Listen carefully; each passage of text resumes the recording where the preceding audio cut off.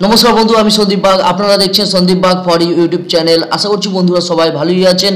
आज सीएसएस এর 65 নম্বর ক্লাস। আজকের ক্লাসে আমি আপনাদের সঙ্গে আলোচনা করব সুডো ক্লাসের ইনভ্যালিড আর ভ্যালিড সুডো ক্লাস নিয়ে।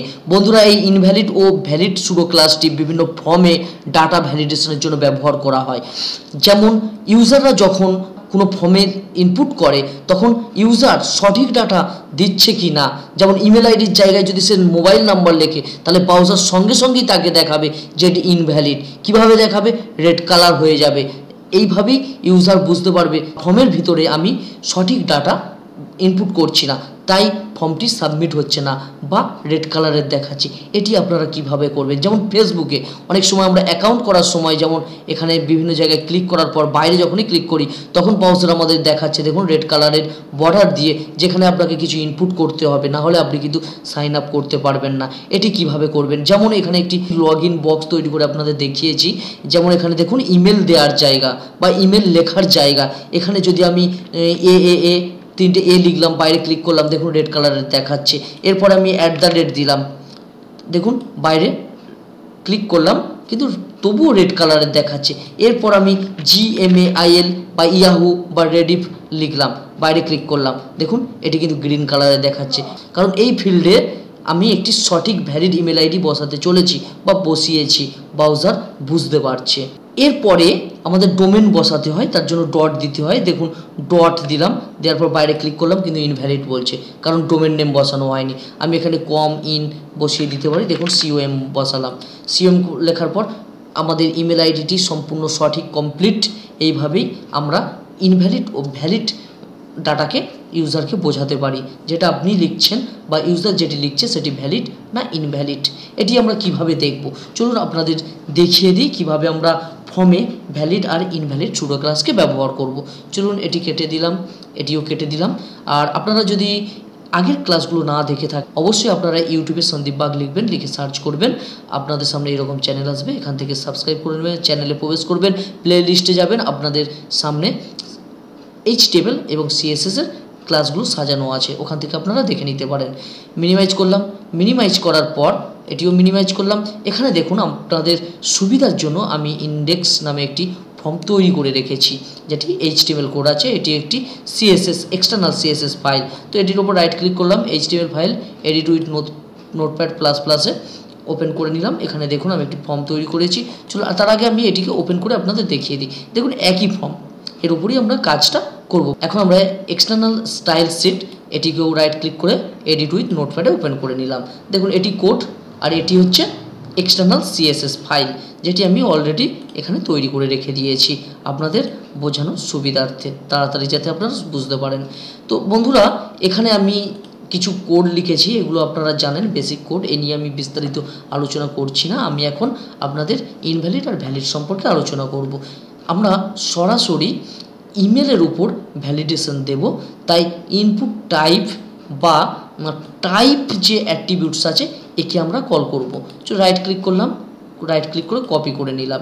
এখন স্টাইল শিটে আসলাম, এখানে বিভিন্ন স্টাইল বা স্টেটমেন্ট লেখা আছে এই ফর্মটি তৈরি করার জন্য, তো আপনারা দেখতেই পাচ্ছেন। তো এইগুলো আপনারা জানেন, এই নিয়ে আলোচনা করছি না। এখন আমরা এখানে INPUT ইনপুট দিলাম।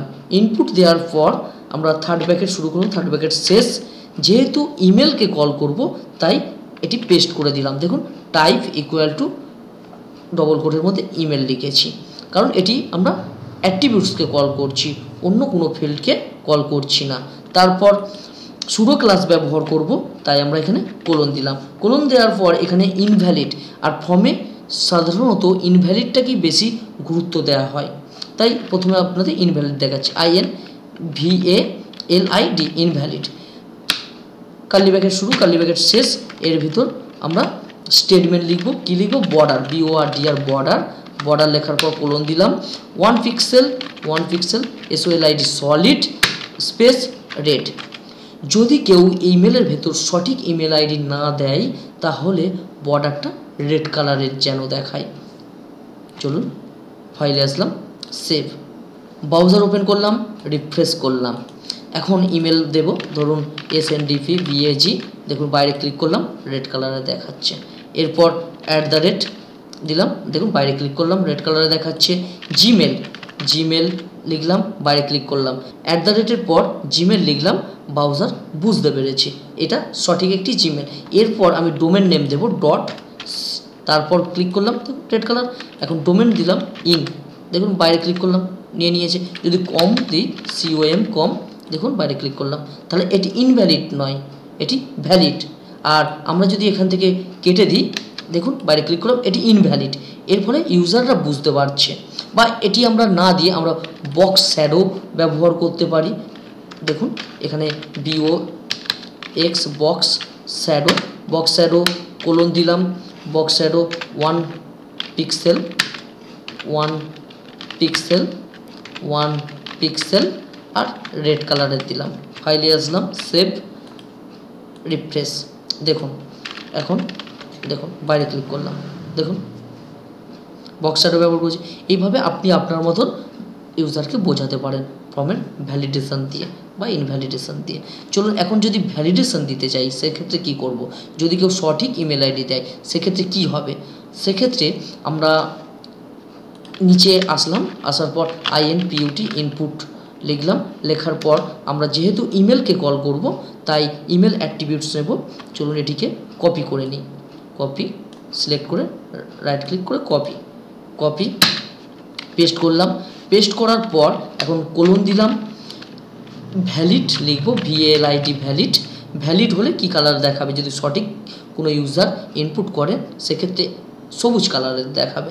চলুন তো আমি কার্লি ব্র্যাকেট শুরু, কার্লি ব্র্যাকেট শেষ। এক্ষেত্রে চলুন এটিকেই কপি করে নিই, এটিকে কপি করে নিলাম, কপি করে এখানে পেস্ট করে দিলাম, পেস্ট। এক্ষেত্রে যে রেড আছে রেডটাকে আমি GREEN গ্রিন করে দিলাম, গ্রিন। আর এখানে যে বক্স শ্যাডো রেড নিয়েছি এটা BLUE ব্লু লিখলাম। ফাইলে আসলাম, সেভ, ব্রাউজার ওপেন, রিফ্রেশ। দেখুন এখনও এখানে কিছু লিখিনি, সেহেতু এখানে কিন্তু গ্রিন কালার আর বক্স শ্যাডোটা ব্লু কালারে দেখাচ্ছে। যখনই আমি দেখুন লিখলাম, লেখার পর বাইরে ক্লিক করলাম, দেখুন ইনভ্যালিড। আবার এর ভিতরে প্রবেশ করলাম, করার পর আমি @gmail.com লিখলাম, দেখুন এখন কিন্তু ভ্যালিড। এইভাবে আপনারা ইনভ্যালিড আর ভ্যালিড সুডো ক্লাসের মাধ্যমে ডাটাকে নির্ধারণ করতে পারেন যে ইউজার সঠিক ইনপুট করছে কি না।